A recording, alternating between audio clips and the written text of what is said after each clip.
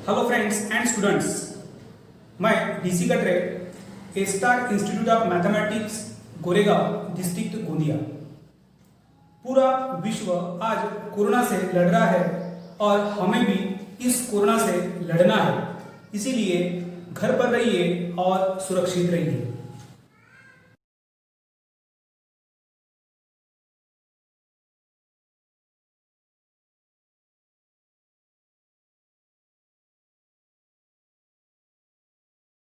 Hello, dear students and friends.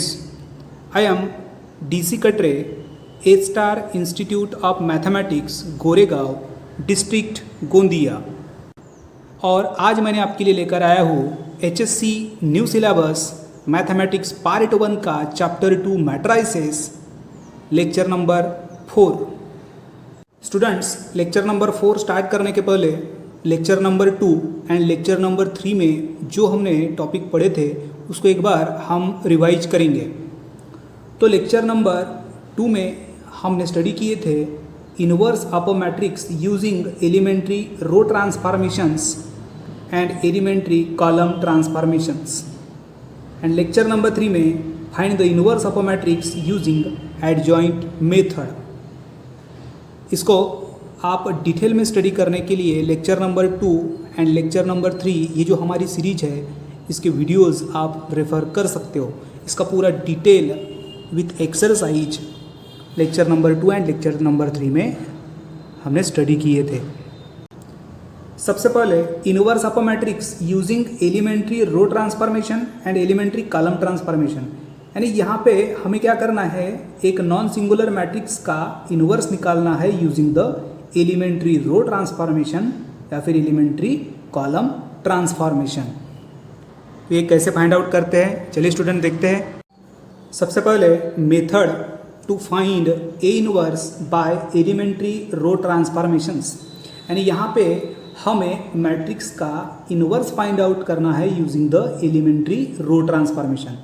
इसके लिए हमें क्या करना होगा, सबसे पहले जो मैट्रिक्स होगा उसको हम कंसीडर करेंगे, नाम दे देंगे। फिर नाम देने के बाद में वो सिंगुलर है कि नॉन सिंगुलर है वो चेक करना होगा।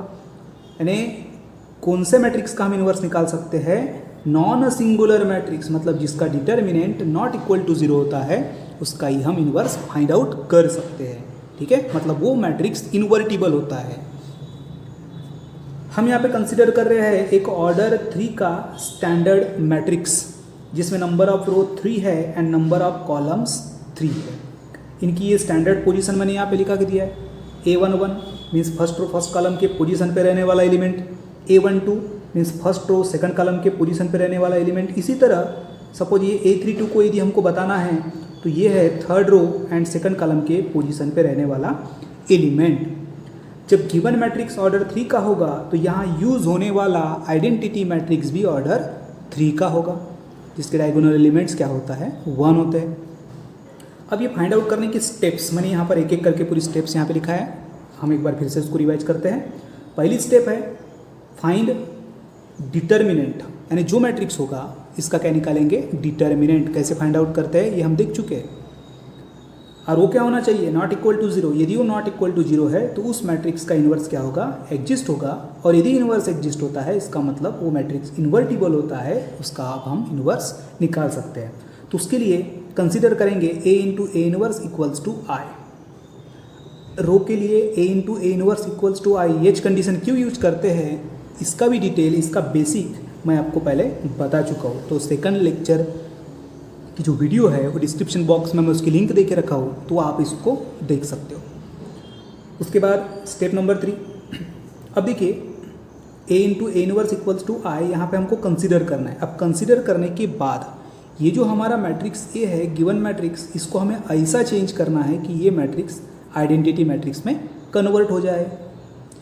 अब जब हम ए को चेंज करेंगे तो राइट हैंड साइड पे रहने वाला मैट्रिक्स भी उसके साथ में चेंज होते जाएगा।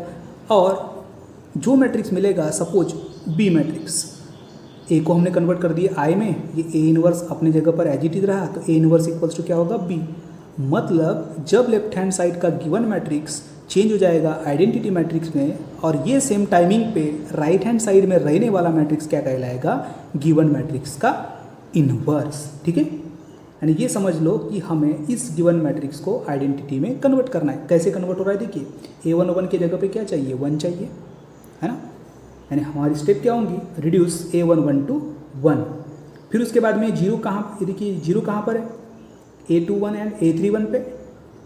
तो देखिए रिड्यूस A21 एंड A31 को क्या करेंगे, जीरो बना देंगे।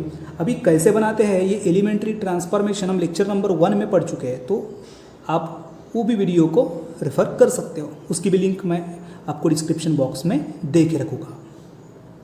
उसके बाद देखिए ये 1 सेकंड डायगोनल एलिमेंट को 1 बनाना है और उसके करस्पॉन्डिंग ये दोनों एलिमेंट को 0 बनाना है, मतलब A12 एंड A32। देखिए A12 एंड A32 को 0 बना देंगे। उसके बाद थर्ड डायगोनल एलिमेंट को 1 बनाएंगे, A33 to 1 and then reduce A13 and A23 to 0। ठीक है,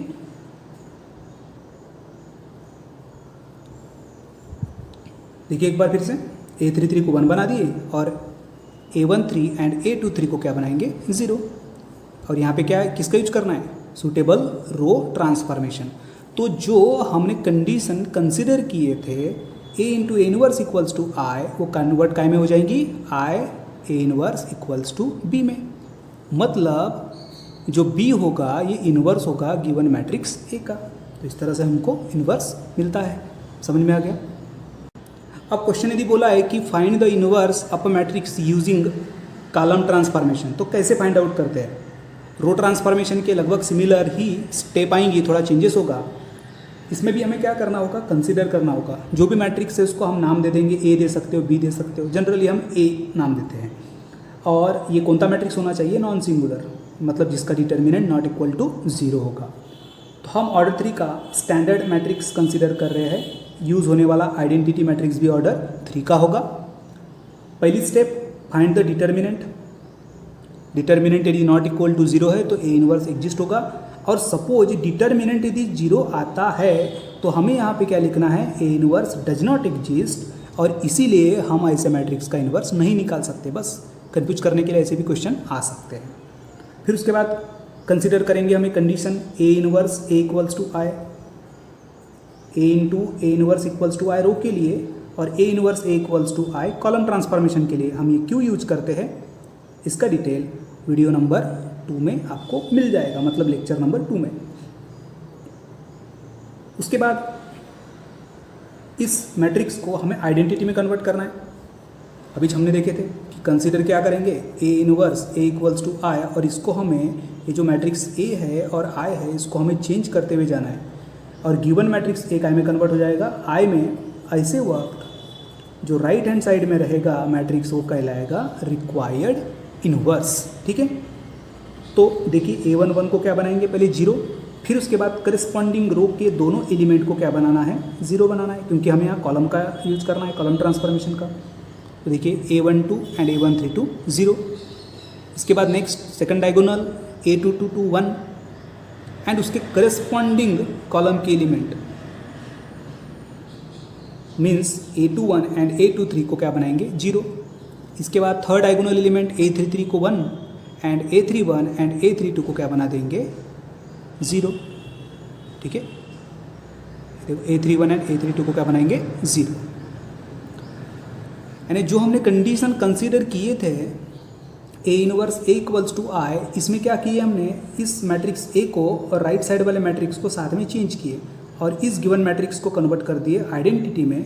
ऐसे सेम टाइमिंग पे राइट हैंड साइड पे रहने वाला मैट्रिक्स क्या कहलाएगा, रिक्वायर्ड इनवर्स।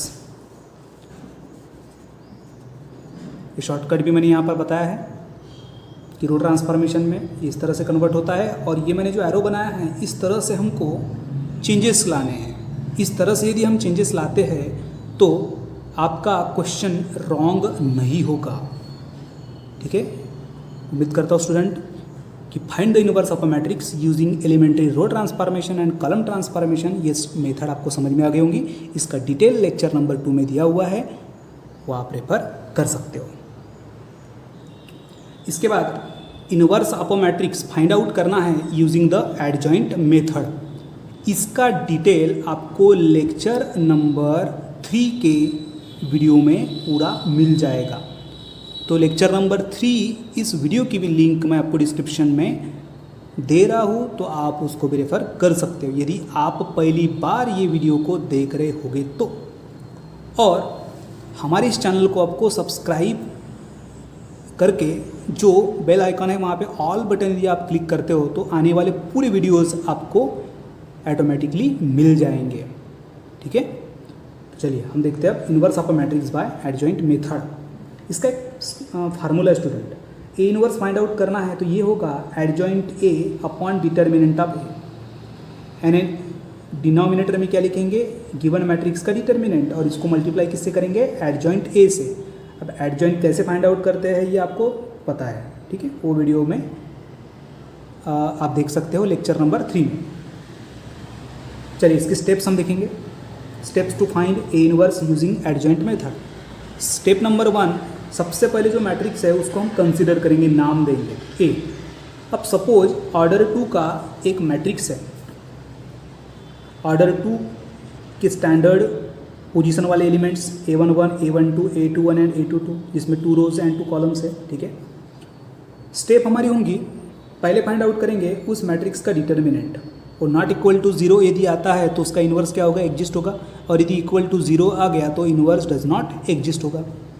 फिर उसके बाद के स्टेप्स ये हमें मेंशन करना होगा कि हम इन्वर्स निकालते वक्त कौन से मेथड का यूज़ कर रहे हैं, जैसे कि find A inverse bye adjoint method. अब जब हम एडजॉइंट मेथड का यूज़ कर रहे हैं तो कौन से फार्मूला यूज करेंगे, A inverse equals to adjoint A upon determinant of A, इसको नाम दे दो इक्वेशन नंबर 1।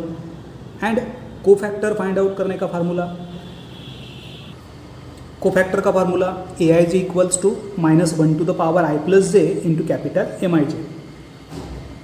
अब हमें इस फार्मूले का यूज करके फाइंड करना है पर्टिकुलर कोफैक्टर्स, जो भी मैट्रिक्स दिया होगा उसके सारे कोफैक्टर्स हमें फाइंड आउट करना होगा। फिर ये जो कोफैक्टर्स हम फाइंड आउट करेंगे उसे हम इस तरह के मैट्रिक्स में रिप्रेजेंट करेंगे जिसे कहते हैं adjoint A. Means A11, A12, A21, A22, यानी एडजॉइंट ए ये क्या होता है, तो कोफैक्टर ऑफ अ मैट्रिक्स का ट्रांसपोज होता है। यानी जिस पर्टिकुलर पोजीशन पे मैट्रिक्स के एलिमेंट्स है उनके कोफैक्टर्स निकालेंगे और उसका क्या करेंगे, ट्रांसपोज करेंगे, तो वो कहलाएगा एडजॉइंट ए। और ये जो एडजॉइंट ए हम फाइंड आउट करेंगे उसे पुट कर देंगे इक्वेशन नंबर 1 में, तब हमें मिलेगा ए इनवर्स। समझ में आ गया, दोनों मेथड आपको समझ में आ गए होंगी, elementary row and column transformation and using the adjoint method, जिससे हम क्या फाइंड आउट कर सकते हैं, ए इनवर्स। तो अब हम इसके आगे की जो एक्सरसाइज है, मिसलेनियस एक्सरसाइज, इसके कुछ इम्पॉर्टेंट एग्जाम्पल हम देखने वाले हैं। इसके सारे एग्जाम्पल्स आपको कंप्लीट करने हैं अगले वीडियो के आने के पहले, मीन्स लेक्चर नंबर 5 स्टार्ट करने के पहले मिसलेनियस एक्सरसाइज के जो रिमेनिंग एग्जाम्पल होंगे और साथ में जो सॉल्व एग्जाम्पल हमारे पास दिए हुए हैं उन सारे प्रॉब्लम्स को आपको कंप्लीट करने हैं। स्टूडेंट्स, लेक्चर नंबर 4 में हम स्टडी करेंगे मिसलेनियस एक्सरसाइज 2A के कुछ इम्पोर्टेंट एग्जाम्पल्स जो इनवर्स ऑफ अ मैट्रिक्स के ऊपर आधारित होंगे। एक एग्जाम्पल है, check whether the following matrices are invertible. सबसे पहले इस वर्ड का मीनिंग हमको मालूम होना चाहिए, इनवर्टिबल। कौन से मैट्रिक्स को हम इनवर्टिबल कहते हैं, एकदम क्लियर है, जिसका इनवर्स फाइंड आउट कर सकते हैं, मतलब non singular matrix. Non singular means जिस मैट्रिक्स का डिटर्मिनेंट नॉट इक्वल टू 0 होता है उसे हम नॉन सिंगुलर कहते हैं। तो एकदम क्लियर है। ये फर्स्ट एग्जांपल मैट्रिक्स है 1 0 0 1। तो हम क्या करेंगे, इस मैट्रिक्स को पहले नाम देके इसका डिटर्मिनेंट निकालेंगे। तो देखिए मैट्रिक्स में 2 स्क्वायर ब्रैकेट है, डिटर्मिनेंट में 2 वर्टिकल लाइन्स है। अब हम इसको सॉल्व करेंगे तो फर्स्ट क्रॉस 1 - 0 इक्वल्स टू कितना 1, and 1 is not equal to 0, मतलब ए इज़ क्या है, नॉन सिंगुलर मैट्रिक्स है। जब ये मैट्रिक्स ए नॉन सिंगुलर है तो इसका इन्वर्स क्या होगा, एग्जिस्ट होगा। और जब किसी मैट्रिक्स का इन्वर्स एग्जिस्ट होता है तो वो मैट्रिक्स कहलाता है इनवर्टिबल। मैं आई रिपीट, इनवर्टिबल मीन्स जिस मैट्रिक्स का डिटर्मिनेंट नॉट इक्वल टू 0 होता है, मतलब नॉन सिंगुलर मैट्रिक्स, मतलब जिसका इन्वर्स एग्जिस्ट होता है, उसे हम इनवर्टिबल कहते हैं। अब सेकंड मैट्रिक्स है 1 1 1 1, कितना आ रहा है 0 0, मतलब ये सिंगुलर मैट्रिक्स है, मतलब इसका इन्वर्स एग्जिस्ट नहीं होगा। और जब इसका इन्वर्स एग्जिस्ट नहीं होगा तो ये मैट्रिक्स क्या कहलाएगा, नॉट इनवर्टिबल। इसके बाद next example, if matrix A, देखिए इसमें ये जो मैट्रिक्स है ऑर्डर 3 का, जिसमें diagonal elements X Y Z है and is a non singular matrix, मतलब ये जो मैट्रिक्स है वो नॉन सिंगुलर मैट्रिक्स है, देन फाइंड ए इनवर्स, तब हमें इस मैट्रिक्स का क्या निकालना है, ए इनवर्स निकालना है by using the elementary row transformation. तो ये क्वेश्चन नंबर 1 है, मतलब फर्स्ट पार्ट है। और सेकंड पार्ट में क्या बोला है कि हेंस फाइंड इनवर्स ऑफ, मतलब क्या करेंगे हम यहाँ पे, सेकंड इसमें इनवर्स हमको निकालना है, ये दोनों भी जॉइंट क्वेश्चन है। तो सबसे पहले इस मैट्रिक्स का इनवर्स निकालेंगे और जो इनवर्स निकलेगा उसको हम इसके साथ कंपेयर कर देंगे। अब कंपेयर हम कैसे करेंगे, देखिए जब हम इन दोनों को एक साथ में रखते हैं तो यहाँ पे हमको एक्स वाई जेड की वैल्यूज दिख रही है। अब ये जो एक्स वाई जेड की वैल्यू है इस मैट्रिक्स के इनवर्स में पुट कर देंगे तो हमें क्या मिलेगा, इस सेकंड मैट्रिक्स का इनवर्स। समझ में आ गया? चलिए इसको स्टार्ट करते हैं। सबसे पहले given matrix A is a non singular matrix, मतलब उसका इनवर्स क्या होगा, एग्जिस्ट होगा। अब हमें फाइंड आउट करना है इस मैट्रिक्स ए का inverse using elementary row transformation. अब रो ट्रांसफॉर्मेशन के लिए condition A into A inverse equals to I, ये मैट्रिक्स ए इनवर्स और राइट हैंड साइड में आइडेंटिटी मैट्रिक्स। हमने प्रोसेस देखे थे, ये जो मैट्रिक्स ए है और ये राइट साइड का मैट्रिक्स, यहाँ पे हमें सुटेबल रो ट्रांसफॉर्मेशन का यूज करना है और इस गिवन मैट्रिक्स को कन्वर्ट काय में करना है, आइडेंटिटी में। ठीक है, तो ये x के जगह पे यदि हमको 1 चाहिए, x के जगह पे 1 चाहिए तो हम क्या करेंगे, x को 1/x से मल्टीप्लाई कर देंगे। तो ये x की पोजीशन कौन सी है, फर्स्ट रो है, यानी हम r1 को किससे मल्टीप्लाई करेंगे, 1/x से। फिर y की भी जगह पे 1 चाहिए, y की पोजीशन कौन सी है, तो r2, तो r2 को भी किससे मल्टीप्लाई करेंगे, 1/y से। फिर हमें चाहिए इस z के भी जगह पर 1, z की पोजीशन है r3, तो r3 को भी किससे मल्टीप्लाई करेंगे, 1/z से। चेक कर लो, ये x y z को हमें कन्वर्ट किस में करना है, 1 में, तो x को 1/x से, y को 1/y से और z को 1/z से मल्टीप्लाई कर देंगे। मतलब ये ऑपरेशन, तीनों ऑपरेशन हम एक साथ अप्लाई करेंगे। तो देखिए x के जगह पे 1, y के जगह पे 1 और z के भी जगह पे 1 आ गया। अब हम राइट साइड वाले मैट्रिक्स को भी चेंज करते हैं, तो x को 1/x से मल्टीप्लाई, तो 1 को भी 1/x से मल्टीप्लाई करना होगा। देखिए 1/x, बाकी 0 के ऊपर तो असर होगा नहीं। फिर इस y को किससे मल्टीप्लाई कर रहे हैं, 1/y से, तो इधर ये 1 हो गया, बट ये 1 काय में कन्वर्ट हो जाएगा, 1/y में। देन z को कन्वर्ट करना है 1 में, तो 1/z से z को मल्टीप्लाई करेंगे तो 1 आएगा और इस 1 के जगह पर 1/z आएगा। तो लेफ्ट साइड वाला मैट्रिक्स आइडेंटिटी हो चुका है। तो ऐसे सेम टाइमिंग पे राइट हैंड साइड पे रहने वाला मैट्रिक्स क्या कहलाएगा, रिक्वायर्ड इनवर्स। तो ये हो गया फर्स्ट पार्ट। अब सेकंड पार्ट में क्या करना है, जो सेकंड मैट्रिक्स है उसका इनवर्स निकालना है। तो पहली प्रोसेस, ये जो गिवन मैट्रिक्स है सेकंड, इसको हम फर्स्ट स्टैंडर्ड मैट्रिक्स के साथ कंपेयर करेंगे, क्योंकि ऑर्डर 3 का दोनों भी मैट्रिक्स है। And operations on a matrices में जो फर्स्ट रिजल्ट हमने स्टडी किया था, इक्वालिटी ऑफ मैट्राइसिस, उसका हम यूज करते हुए करेस्पॉन्डिंग एलिमेंट को क्या करेंगे, इक्वल दिखा देंगे। तो इक्वल दिखाने के बाद हमें यहाँ मिल रहा है x equals to 2, y equals to 1 and z equals to -1। Given matrix क्या था, x 0 0 0 y 0 0 0 z, और इसका इन्वर्स ये हो गया। मतलब ये x के जगह पर क्या, तो 1/x, y के जगह पर 1/y, z के बराबर 1/z। यानी हम यहाँ पर सिंपली क्या करेंगे, ये जो x y z है इसको हम पुट करेंगे 1/x 1/y एंड 1/z में। 1/x पुट करेंगे तो 1/2, 1/y equals to 1/1 equals to 1 and 1/z means 1/-1 equals to -1। यानी हम ये जो 1/x है इसके जगह पर 1/2, 1/y के जगह 1 एंड 1/z के जगह -1 पुट करेंगे तो जो मैट्रिक्स मिलेगा वो हमारे इस सेकंड मैट्रिक्स का क्या होगा, इनवर्स होगा। ठीक है, देखिए इसमें 2 0 0 0 1 0 0 0 -1 का इन्वर्स क्या है 1/x 0 0 0 1/y 0 0 0 1/z। इन तीनों भी जगह पर हमने वो वैल्यू पुट कर दिए, तो ये हो गया हमारा सेकंड मैट्रिक्स का इन्वर्स। नेक्स्ट एग्जांपल, ये एक इम्पॉर्टेंट एग्जांपल है। Find the inverse of matrix A. ये एक मैट्रिक्स दिया हुआ है, इसका हमें क्या निकालना है, इन्वर्स निकालना है by using the elementary row transformation as well as by using the elementary column transformation. तो सबसे पहले using the elementary row transformation का यूज करके इन्वर्स निकालेंगे, उसके बाद कॉलम ट्रांसफॉर्मेशन का यूज करके इन्वर्स निकालेंगे।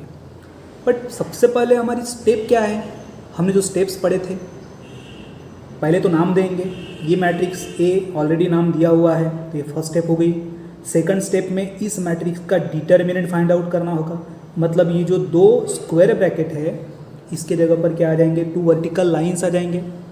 अब हमें इस ऑर्डर 3 का डिटर्मिनेंट फाइंड आउट करना है, तो मैं ये स्टेप डिटेल में आपको यहाँ पे लिखा के दे रहा हूँ। फर्स्ट कॉलम का element cos theta as it is, ये जिस पोजीशन पे है वो रो एंड कॉलम डिलीट करेंगे, जो एलिमेंट बचते हैं उसका डिटर्मिनेंट।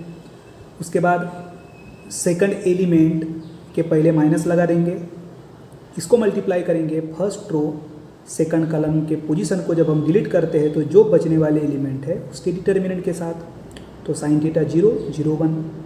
फिर थर्ड एलिमेंट के पहले plus 0 into first row third column बचेगा क्या डिलीट करने के बाद, साइन थीटा कॉस थीटा 0 0, है ना।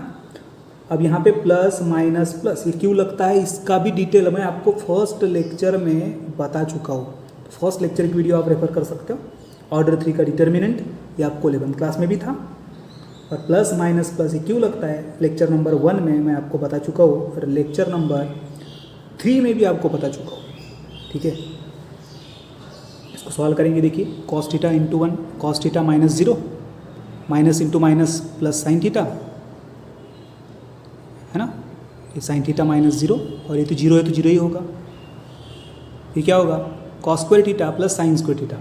And by using the fundamental identity, by using the fundamental identity we know that cos square theta plus sine square theta it is equals to 1। 1 है मतलब not equal to 0 है, means इसका inverse क्या होगा, exist होगा। यानी अब हम इस मैट्रिक्स का इन्वर्स निकाल सकते हैं। ठीक है, तो पहले हम हेडिंग देंगे to find A inverse using elementary row transformations. अब रो ट्रांसफॉर्मेशन के लिए ये condition A into A inverse equals to I. पहले ये given matrix A into A inverse and right side में ऑर्डर 3 का आइडेंटिटी मैट्रिक्स। अब हमें यहाँ पे क्या करना है स्टूडेंट, थोड़ा सा ऑब्जर्व करेंगे। ये स्टेप मैं आपको लिखा चुका हूँ।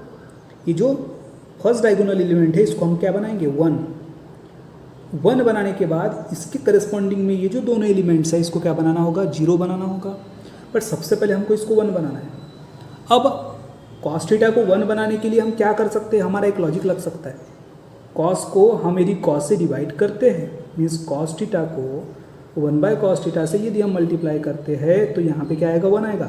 ये तो ठीक है, बट आगे ये चेंज हो सकता है, minus sine theta upon cos minus tan होगा। फिर क्या करेंगे, फिर इधर 1 में 1/cos यानी क्या होगा, सेक होगा। यानी ये पहले स्टेप में हमारा एग्जाम्पल क्रिटिकल बन जाएगा। इसीलिए हम क्या करेंगे, ये ऊपर में जो फंडामेंटल आइडेंटिटी का यूज किए हैं ये लाने की कोशिश करेंगे।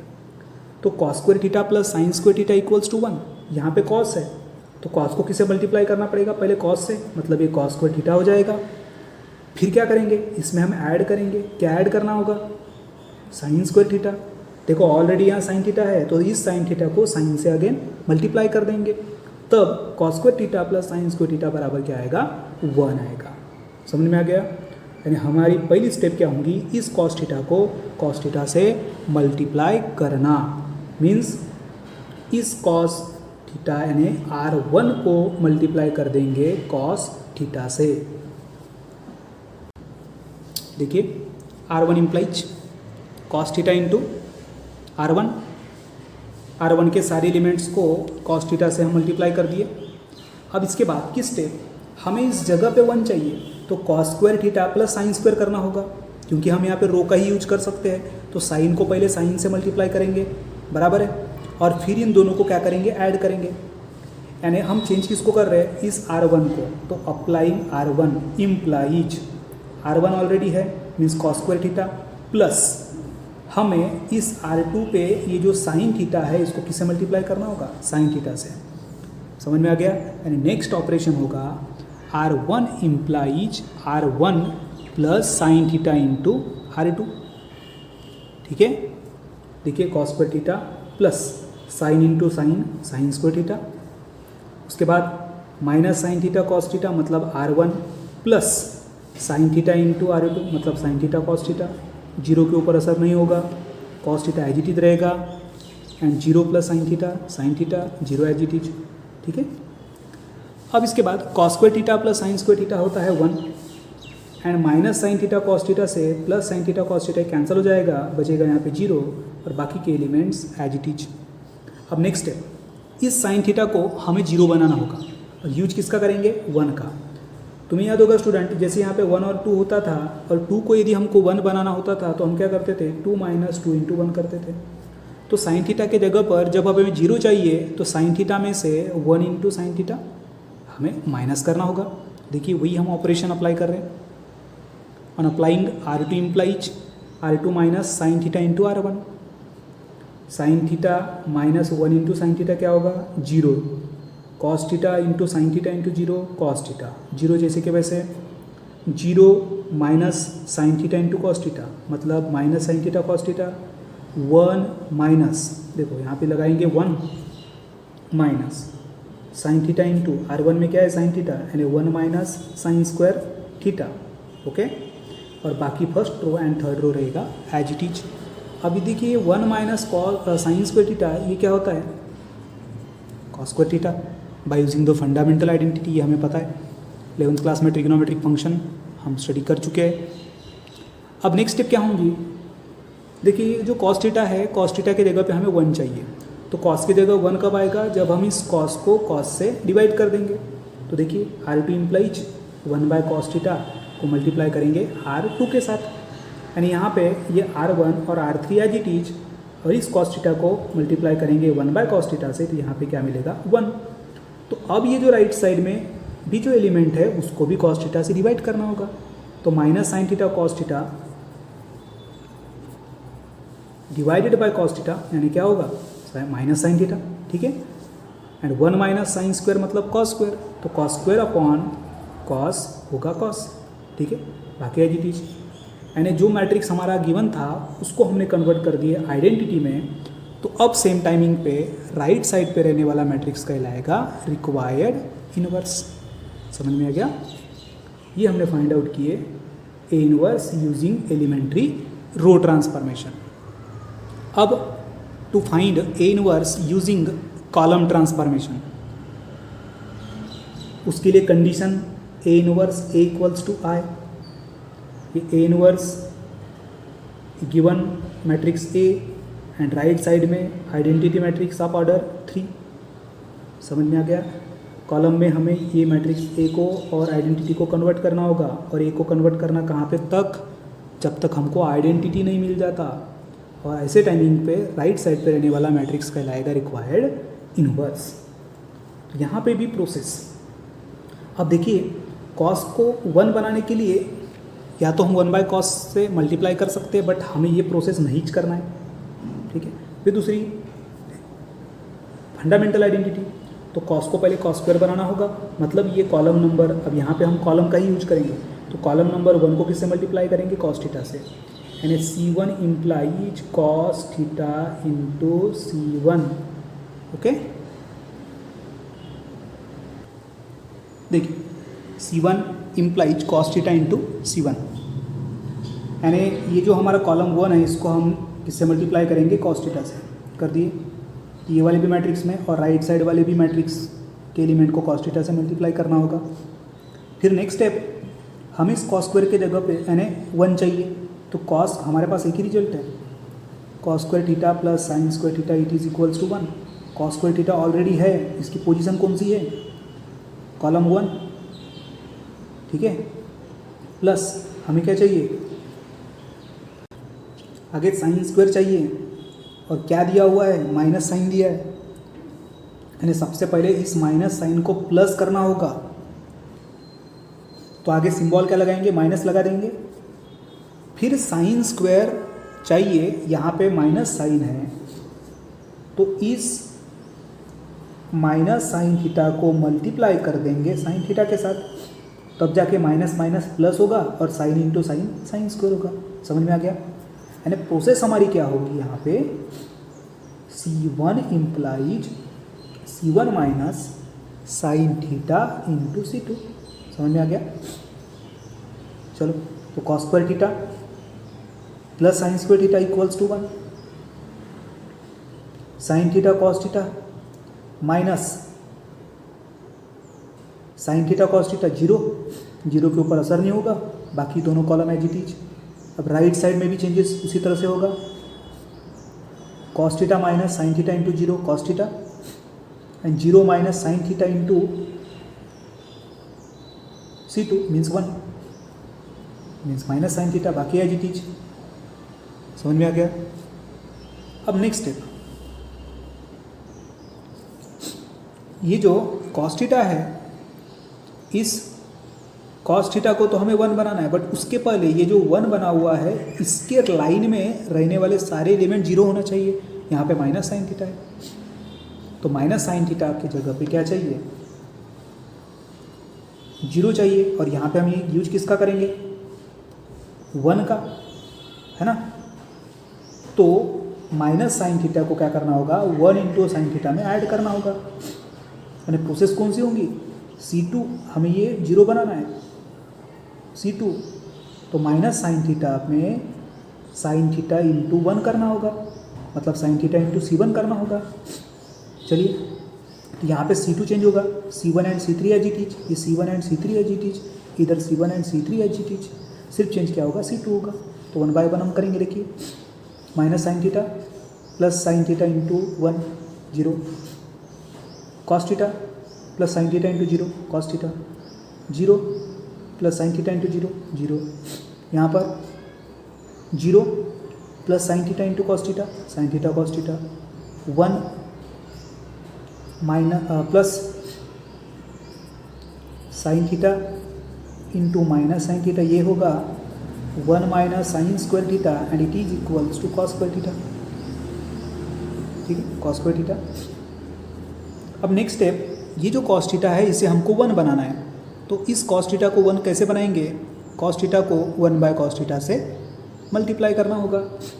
इसकी पोजीशन कौन सी है, कॉलम नंबर 2 है, कॉलम नंबर 2 को हमें बनाना होगा 1, इसीलिए इस कॉलम नंबर 2 को 1 बाय कॉस थीटा से मल्टीप्लाई करेंगे। ये लेफ्ट साइड वाला आइडेंटिटी बन जाएगा। अब राइट साइड में भी ये जो सेकंड कॉलम है, इसको हम 1 बाय कॉस से डिवाइड कर देंगे, मतलब मल्टीप्लाई करेंगे, कॉस थीटा से इनको डिवाइड कर देंगे, तो sine theta cos theta upon cos theta होगा sine theta, and cos square theta upon cos theta होगा कॉस थीटा। तो अब लेफ्ट साइड वाला मैट्रिक्स आइडेंटिटी बन चुका है, तो राइट साइड पे रहने वाला मैट्रिक्स कहलाएगा रिक्वायर्ड इनवर्स। ठीक है, अब ये इन्वर्स फाइंड आउट करने के लिए आपको एलिमेंट्री ट्रांसफॉर्मेशन एकदम क्लियर कट आना जरूरी है। इसके भरपूर एग्जांपल्स, पूरा डिटेल पुराने लेक्चर्स में आप देख सकते हो। Next example, if matrix A equals to 1 1 1 2, B equals to 4 1 3 1, C equals to 24 7 31 9, then find the matrix X such that A X B equals to C। मतलब ये जो तीनों मैट्रिक्स दिए हुए हैं, इन तीनों मैट्रिक्स को हमें इस गिवन कंडीशन में पुट करना होगा और यहाँ से हमें मिलेगा X। कैसे मिलता है, इसको सॉल्व करने की बहुत सारी मेथड्स है, उसमें से हम एक इजी मेथड का यूज़ यहाँ पे करने वाले हैं। तो पहली स्टेप, गिवन मैट्रिक्स लिख लेंगे ABC, उसके बाद ये गिवन कंडीशन है। अब हमें यहाँ पे निकालना क्या है, तो X निकालना है। तो XB को हम पहले एज इट इज रखेंगे लेफ्ट साइड में, तो लेफ्ट में ये जो A है ये अपोजिट जाके क्या बनेगा, इन्वर्स बन जाएगा। तो XB इक्वल्स टू होगा A inverse C। Okay. Next, जिस तरह हमने ए को कन्वर्ट किए उसी तरह अब बी को भी कन्वर्ट करेंगे। तो बी जाएगा अपोजिट साइड, तो बी क्या बन जाएगा, बी इनवर्स बन जाएगा, है ना। Means x equals to A inverse C into B inverse, इसे दे देंगे हम इक्वेशन नंबर 1। अब यहाँ से एकदम क्लियर हो चुका एग्जाम्पल। कैसे, तो सबसे पहले हमें ए इनवर्स निकालना होगा। यूजिंग द एडजॉइंट मेथड हम फाइंड आउट कर सकते हैं, ठीक है। ए इनवर्स निकालने के बाद उसे हम सी के साथ मल्टीप्लाई करेंगे, समझ में आ गया। फिर उसके बाद जो गिवन मैट्रिक्स बी है उसका इनवर्स निकालेंगे और फिर इन दोनों को मल्टीप्लाई कर देंगे और जो मैट्रिक्स मिलेगा वो होगा x। समझ में आ गया। तो सबसे पहले to find A inverse using adjoint method, तो एडजॉइंट मेथड का यूज करते हुए कैसे सॉल्व करते हैं, पहले फार्मूला लिखेंगे A inverse equals to adjoint A upon determinant A. Adjoint find out करने के लिए कोफैक्टर निकालना होगा और ये कोफैक्टर का formula A I J equals to -1 to the power I plus J into capital M I J. पहली step, matrix का इन्वर्स निकलता है कि नहीं निकलता वो चेक करने के लिए उस मैट्रिक्स ए का डिटर्मिनेंट फाइंड करेंगे। इसका डिटर्मिनेंट है 1 जो नॉट इक्वल टू 0 है, मीन्स ए इनवर्स क्या होगा, एग्जिस्ट होगा। अब एक एक कोफैक्टर्स, 4 एलिमेंट है तो 4 कोफैक्टर्स निकलेंगे, A11, A12, A21 and A22। सबसे पहले A11। अब A11 फाइंड आउट करने के लिए हमें AIJ का फार्मूला यूज करना होगा। अब AIJ को A11 के साथ जब कंपेयर करेंगे तो I के बराबर 1 और J के बराबर 1, means -1 to the power 1 + 1 into M11। अब M11 मतलब माइनर, यानी फर्स्ट रो फर्स्ट कॉलम को डिलीट करने के बाद क्या बचेगा, 2 बचेगा, तो ये होगा M11। -1 का स्क्वायर मीन्स 1, 1 इंटू 2 क्या होगा, 2 होगा। फिर इसी तरह A12, A21, A22 find out करेंगे और ये जो कोफैक्टर्स हमें मिल रहे हैं इन कोफैक्टर्स को हम एडजॉइंट ए इस मैट्रिक्स में पुट करेंगे।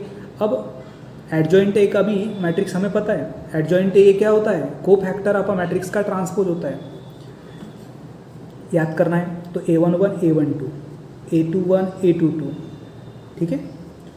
तो ये A11 के जगह पर 2, A12 के जगह पे -1, A21 के जगह पर -1 एंड A22 के जगह पे 1, ठीक है। तो ये जो एडजॉइंट ए है इसे हम पुट कर देंगे ए इनवर्स के फार्मूले में।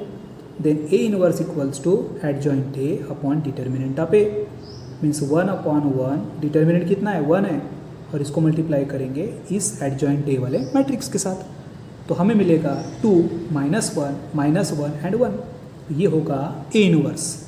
अब इक्वेशन नंबर 1 में हमें क्या करना है, तो ए इनवर्स को सी के साथ मल्टीप्लाई करना है। तो जो हमारे पास गिवन मैट्रिक्स सी है उसे हम अभी जो फाइंड आउट किए उस ए इनवर्स वाले मैट्रिक्स के साथ मल्टीप्लाई करेंगे। एंड मल्टीप्लिकेशन ऑफ 2 मैट्राइसेस ये हमें पता है कैसे करते हैं, है ना। लेक्चर नंबर 1 में हम पढ़ चुके हैं। First row into first column, 2 into 24 कितना, 48, -1 इंटू 31 कितना, तो 31। यानी यहाँ पे कुल मिला के 4 पोजिशंस हमें मिलेंगे, A11, A12, A21 and A22। यानी फर्स्ट मैट्रिक्स का फर्स्ट रो मल्टीप्लाई होगा सेकंड मैट्रिक्स के फर्स्ट कॉलम के साथ, ठीक है। तो first row into first column यहाँ पे हो गया। अब यहाँ पे क्या आएगा, A12 मीन्स फर्स्ट रो को सेकंड कॉलम के साथ मल्टीप्लाई करेंगे, यानी इस फर्स्ट रो को सेकंड कॉलम के साथ मल्टीप्लाई। तो 2 इंटू 7 कितना, 14, -1 इंटू 9 कितना, -9। फिर A21 यानी सेकंड रो को फर्स्ट कॉलम के साथ मल्टीप्लाई, यानी इस सेकंड रो को फर्स्ट कॉलम के साथ multiply, -1 into 24 -24, 1 into 31 31, then second row second column, -1 into 7 -7, 1 into 9 9, तो ये होगा 17 5 7 2, ये मिल गया ए इनवर्स सी। अब क्या करना होगा, हमें ए इनवर्स सी को बी इनवर्स के साथ मल्टीप्लाई करना होगा, इसीलिए अब फाइंड करेंगे बी इनवर्स। जिस तरह से हमने ए इनवर्स फाइंड आउट किए उसी तरह से अब बी इनवर्स भी फाइंड आउट करेंगे। To find B inverse using adjoint method, पहले फार्मूला, जब मैट्रिक्स ए था तो ए का इनवर्स ए इनवर्स, तो फिर जब मैट्रिक्स बी है तो बी का इनवर्स क्या होगा, बी इनवर्स होगा। जब मैट्रिक्स ए है तो एडजॉइंट ए हम लिखते थे, यहाँ डिटर्मिनेंट ए लिखते थे, तो बी इनवर्स निकालना है तो adjoint B upon determinant of B. फिर मैट्रिक्स ए का कोफैक्टर यदि निकालना है तो हम ए आई जी लिखते थे, तो मैट्रिक्स बी का कोफैक्टर निकालते वक्त बी आई जी लिखेंगे, सिंपल। समझ में आ गया? तो पहली स्टेप मैट्रिक्स बी का डिटर्मिनेंट निकालेंगे, जो 1 मिल रहा है means not equal to 0, therefore B inverse is exist. Next एक एक कोफैक्टर्स फाइंड आउट करना होगा, 4 कोफैक्टर्स यहाँ पे भी हम फाइंड आउट करेंगे, यानी B11, B12, B21, B22। अब B11 का फार्मूला कंपेयर करेंगे हम Bij के साथ, यानी i के बराबर 1 और j के बराबर 1, तो -1 to the power 1 + 1 into m11, -1 का स्क्वायर m11 मतलब ये 1, यानी फर्स्ट रो फर्स्ट कॉलम को डिलीट करने के बाद 1 बचता है और इसका 1 का डिटर्मिनेंट 1 होता है, 1 मिलेगा। B12 means first row second column delete करने के बाद 3 बच रहा है, देखिए 3, यानी -1 to the power 1 + 2 into m12, -1 का पावर 3 इंटू 3। अब -1 का पावर ऑड है तो ये माइनस होगा, मीन्स ये -3। इस तरह हमने कोफैक्टर फाइंड आउट किए और इन्हें पुट करना होगा एडजॉइंट बी में, ठीक है ना। एडजॉइंट बी में फर्स्ट कॉलम में आएगा 3 एंड -3, सेकंड कॉलम में आएगा -1 और 4। समझ में आ गया? और इसे पुट करेंगे बी इनवर्स के फार्मूले में, B inverse equals to adjoint B upon determinant of B. तो ये मैट्रिक्स हमें मिल रहा है 1 - 1 -3 4।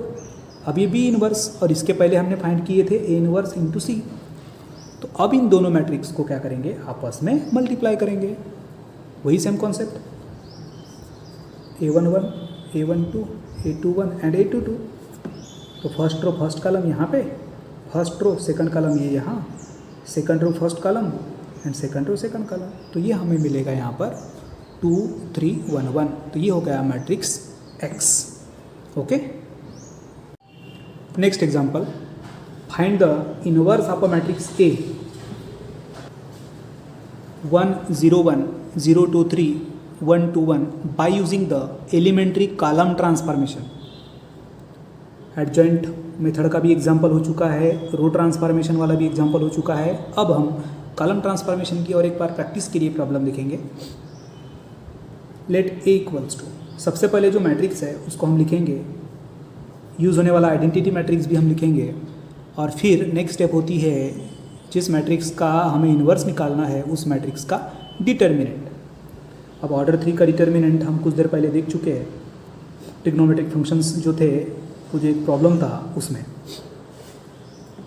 1 into first row first column delete करेंगे, बचेंगे 4 एलिमेंट, 2 -6 -0 है तो कोई मतलब ही नहीं है बाकी के साथ मल्टीप्लाई करके, +1 into first row third column delete, 0 into 2 0 -2, तो ये होगा -6 which is not equal to 0, hence A inverse is exist. To find A inverse using elementary column transformation. Column transformation के लिए condition A inverse A equals to I. तो ये हो गया A inverse, ये A inverse को हमें as it is रखना है A inverse, और उसके बाद ये है मैट्रिक्स गिवन A, और ये है राइट साइड का आइडेंटिटी मैट्रिक्स। अब करना क्या है, तो ये जो मैट्रिक्स है इसे हमें कन्वर्ट करना है आइडेंटिटी में।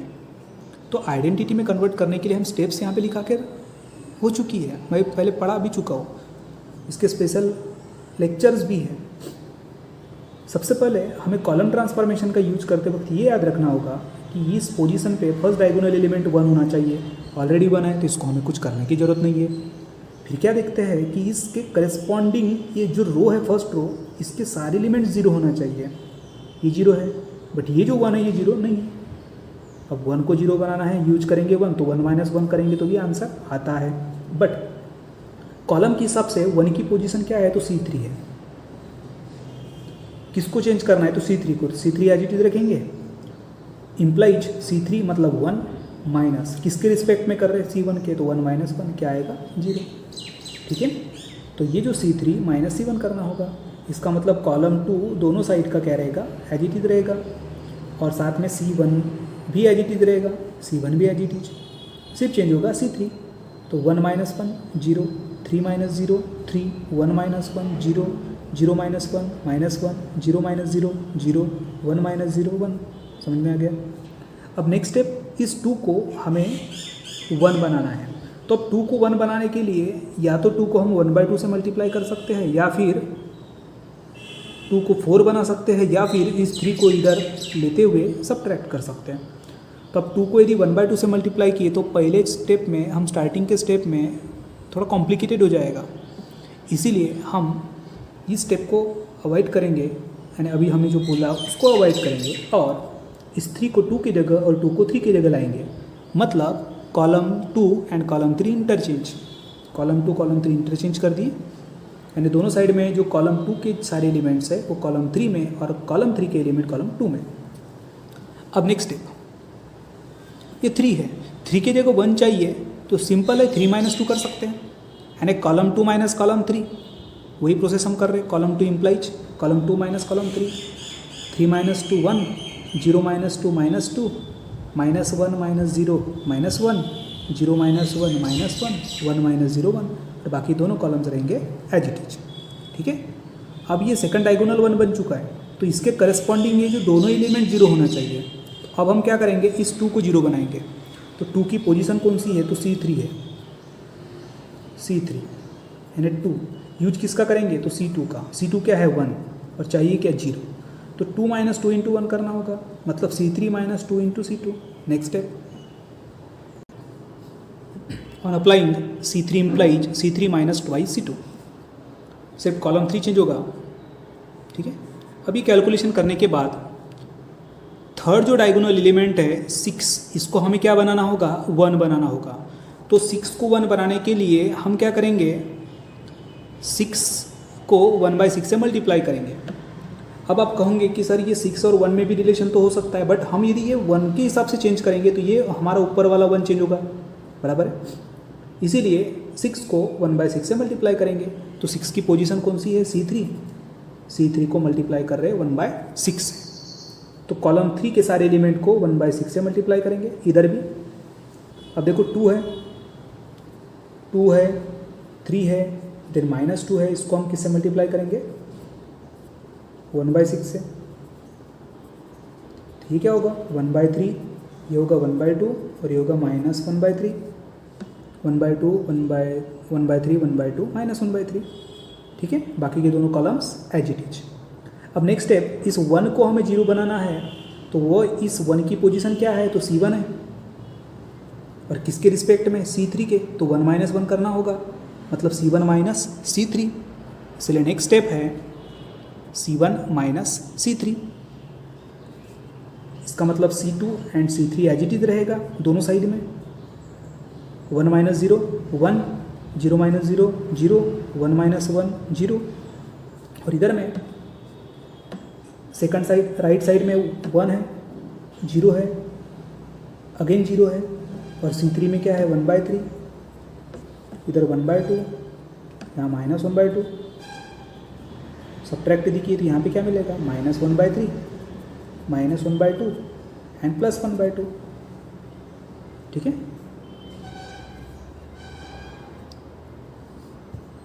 फिर से एक बार देखते हैं। देखिए ये 1, ठीक है ना, तो 1 माइनस 1/3, 1 माइनस 1/3 क्रॉस मल्टीप्लिकेशन करेंगे तो 3 माइनस 1/3 मीन्स 2/3, बाकी फिर ये -1/2 एंड 1/2। तो हम ये कहाँ लिखेंगे, कॉलम 1 में, 2/3 -1/2 1/3 हो गया। अब लास्ट ऑपरेशन, इस -2 को 0 बनाना होगा। अब ये -2 की पोजीशन कौन सी है, तो ये है C2। देखिए C2 को चेंज कर रहे हैं, तो -2 कितना है, यानी C2 है, और किसके रिस्पेक्ट में करेंगे, 1 के, मतलब C3 के, और चाहिए क्या, 0। तो -2 + 2 × 1 करना होगा, यानी C2 + 2 टाइम्स C3। ओके, तो कॉलम सेकंड सिर्फ यहाँ पे चेंज होगा, तो ये -2 के जगह पर 0 आ जाएगा। इसी के साथ राइट साइड वाला भी सेकंड कॉलम हमें यहाँ पे चेंज करना होगा। तो राइट साइड में कौन से सेकंड कॉलम पे एलिमेंट्स है, एक -1 है, दूसरे इसमें भी -1 है एंड 1 है, +2। C3 में क्या है, देखिए उसके कॉलम करस्पॉन्डिंग में 1/3, 1/2 एंड -1/3। इसको जब हम सॉल्व करेंगे तो ये होगा, जैसे देखिए -3 + 2 मीन्स -1/3, 2 से 2 कैंसल, -1 + 1 0 और यहाँ पे होगा 1/3। तो -1/3 0 1/3 ये हो गया कॉलम नंबर सेकंड। तो लेफ्ट साइड वाला मैट्रिक्स आइडेंटिटी बन चुका है। तो अब सेम कंडीशन पे राइट साइड वाला मैट्रिक्स कहलाएगा रिक्वायर्ड इनवर्स। अब इसको हम थोड़ा इजी फॉर्म में भी लिख सकते हैं। यदि ये इसको हम और इजी फॉर्म में यदि लिखना है तो 1/6 को यदि हम कॉमन निकालते हैं 1/6 को, तो क्या बचेगा? देखिए 2/3। इस 2/3 में से यदि हम 1/6 को कॉमन निकालते हैं, मतलब डिवाइड हम करते हैं, डिवाइड यदि करते हैं 1/6 से, क्या होगा? 6 चले जाएगा ऊपर, 2 × 6/3, 2 × 2 = 4 एंड यहाँ पे क्या आएगा? 4 आएगा। उसी तरह -1/3 को यदि हम डिवाइड करते हैं 1/6 से, यहाँ पे -2 आएगा। इसी तरह बाकी के भी नंबर्स हमें मिलेंगे। ठीक है, तो ये दोनों भी एक दूसरे की इक्विवेलेंट है। आप ये लिखो या फिर 1/6 को कॉमन निकाल के लिखो, फिर भी दोनों का भी मतलब सेम होगा, दोनों भी इक्विवेलेंट होंगे। ओके, नेक्स्ट इस लेक्चर नंबर 4 का last example, find the inverse of A by using elementary row transformation. Row transformation का यूज करके इस मैट्रिक्स का इनवर्स निकालना है। सबसे पहले मैट्रिक्स ए लिख रहे हैं, उसके बाद यहाँ पे यूज़ होने वाला आइडेंटिटी मैट्रिक्स ऑर्डर 3 का वो भी लिख लिए। सबसे पहले मैट्रिक्स ए का डिटर्मिनेंट फाइंड आउट करेंगे। ऑर्डर 3 का डिटर्मिनेंट कैसे फाइंड आउट करते हैं आपको मालूम है, आता होगा, और पहले के भी वीडियोस में और पुराने एग्जांपल्स में भी हम बहुत बार ऑर्डर 3 का डिटर्मिनेंट फाइंड आउट कर चुके हैं। तो इस मैट्रिक्स ए का डिटर्मिनेंट मिलेगा -1 and -1 is not equal to 0, hence A inverse is exist. अब हम यहाँ पे क्या करना है? रो ट्रांसफॉर्मेशन का यूज करना है, इसलिए हम कंडीशन कौन सी यूज करेंगे? ए × ए इनवर्स = I। ये matrix A × A inverse = I। अब नेक्स्ट स्टेप क्या होना चाहिए? ये जो मैट्रिक्स ए है इसे हमें कन्वर्ट किस में करना है? आई में कन्वर्ट करना है, और ऐसे सेम टाइमिंग पे ये आई बनेगा एक न्यू मैट्रिक्स। ऐसे वक्त राइट साइड वाला मैट्रिक्स कहलाएगा रिक्वायर्ड इनवर्स। तो कंडीशन में पुट करने के बाद देखिए 1 है, A11 के जगह पे 1 चाहिए, ऑलरेडी है। इसके करेस्पॉन्डिंग कॉलम के एलिमेंट को क्या बनाना होगा? 0 बनाना होगा। तो 1 को 0 बनाने के लिए हम क्या करेंगे? 1 यानी क्या? R2। 1 - 1 means R2 - R1। अभी दो कैलकुलेशन आप साथ में कर सकते हो। अब आपकी प्रैक्टिस हो चुकी है तो दोनों कैलकुलेशन आप एक साथ भी कर सकते हो। फिर उसके बाद ये 2 को भी 0 बनाना होगा। तो 2 को 0 बनाना है यूज करके 1 का, तो 2 - 2 × 1 करना होगा, मतलब R3 - 2 × R1। ये दोनों कैलकुलेशन हम यहाँ पे अप्लाई करेंगे दोनों साइड में, यानी यहाँ पर R2 एंड R3 चेंज होगा अकॉर्डिंग टू दिस फार्मूला। इसका मतलब दोनों साइड का R1 रहेगा एज इट इज। R2 को चेंज करेंगे हम ये फर्स्ट फार्मूले का यूज करके, R3 को चेंज करेंगे हम इस सेकंड फार्मूले का यूज करके। सिंपल, ठीक है। नेक्स्ट स्टेप, 1 के करेस्पॉन्डिंग एलिमेंट को 0 बना दिए। अब सेकंड डायगोनल एलिमेंट पॉजिटिव 1 चाहिए, यहाँ -1 है, तो इस -1 को माइनस से मल्टीप्लाई करेंगे, यानी R2 को माइनस से मल्टीप्लाई। तो देखिए R2 इम्प्लाइज -1 × R2। तो R2 के सारे एलिमेंट्स के साइन चेंज। फिर 1 के करेस्पॉन्डिंग में 2 है, इस 2 को 0 बनाना होगा। तो 2 की पोजीशन कौन सी है? तो R1 है। किसके रिस्पेक्ट में कर रहे हैं? तो R2 के। तो 2 - 2 × 1 करना होगा। 2 - 2 क्या होगा? 0 होगा। तो इसके हिसाब से कॉलम 1 के सारे एलिमेंट्स भी चेंज होंगे। ठीक है, सारे एलिमेंट्स भी चेंज होंगे। अब नेक्स्ट स्टेप, 1 है थर्ड डायगोनल एलिमेंट, तो इसके करेस्पॉन्डिंग कॉलम के जो एलिमेंट है देखिए, मतलब 1 के करेस्पॉन्डिंग रो के एलिमेंट्स, ठीक है, ऊपर के जो सारे एलिमेंट्स है ये 0 होना चाहिए। तो पहले -2 को हम 0 बनाएंगे और 7 को भी 0 बनाएंगे। अब 7 को यदि 0 बनाना है तो 7 की पोजीशन है R1, किसके रिस्पेक्ट में? 1 के, मतलब R3 के। तो 7 माइनस क्या करना होगा? 7 × 1 करना होगा, तब जाके 0 बनेगा। मतलब R1 implies R1 minus 7 times R3। उसके बाद R2 क्या है, -2 है, तो -2 + 2 टाइम्स 1 करना होगा, तब जाके 0 होगा। यानी ये दोनों फार्मूला या फिर दोनों ऑपरेशन हमें R1 और R2 के ऊपर अप्लाई करना है। ऐसे टाइमिंग में R3 क्या रहेगा, एज इट इज। अब लेफ्ट साइड वाला मैट्रिक्स बन चुका है आइडेंटिटी मैट्रिक्स, तो ऐसे सिचुएशन में राइट साइड में रहने वाला मैट्रिक्स कहलाएगा रिक्वायर्ड इनवर्स। समझ में आ गया आपको? तो स्टूडेंट्स, आपको अभी क्या करना है, नेक्स्ट वीडियो आने के पहले, मतलब आपके पास में लगभग कुछ 4-5 दिन का वक्त होगा। उस 4-5 दिन के वक्त में आपको सबसे पहले तो मिसलिनियस एक्सरसाइज, यानी अभी जो हम एक्सरसाइज पढ़ रहे हैं ट्वाइस ए, इसके रिमेनिंग एग्जाम्पल्स जिसके प्रॉब्लम्स और बेसिक हम डिटेल में लेक्चर नंबर 2 और 3 में पढ़ चुके हैं, तो सारे एग्जाम्पल्स क्लियर करना है आपको। और यदि आपके पास वक्त होता है तो अब तक मीन्स ट्वाइस ए मिसलेनियस पढ़ाते तक जितने भी सॉल्व्ड एग्जाम्पल्स है उसको भी आपको अच्छे से प्रिपेयर करके रखना है। क्योंकि क्या होता है, अभी न्यू सिलेबस है, क्वेश्चन कहाँ से पूछेगा ये अभी तक क्लियर नहीं है, और जनरली कुछ क्वेश्चंस ऐसे होते हैं जो सॉल्व्ड एग्जाम्पल में से भी पूछे जाते हैं। इसीलिए हम क्या करेंगे, स्टार्टिंग से ही उसकी प्रिपरेशन करेंगे। ठीक है, तो उम्मीद करता हूँ स्टूडेंट आज का ये जो हमारा लेक्चर नंबर 4 है आपको पसंद आया होगा। यदि आपको पसंद आया तो हमारी इस वीडियो को मीन्स लेक्चर नंबर 4 की वीडियो को लाइक कीजिए और सब्सक्राइब हमारे इस चैनल को यदि आप करते हो।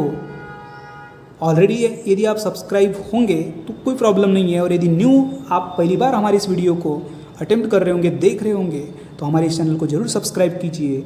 और सब्सक्राइब करने के बाद जो ऑल वाला जो ऑप्शन आता है वो ऑल यदि आप करते हो तो हमारे जो आने वाले जो नेक्स्ट वीडियोज़ है वो आपको ऑटोमेटिकली मिल जाएंगे।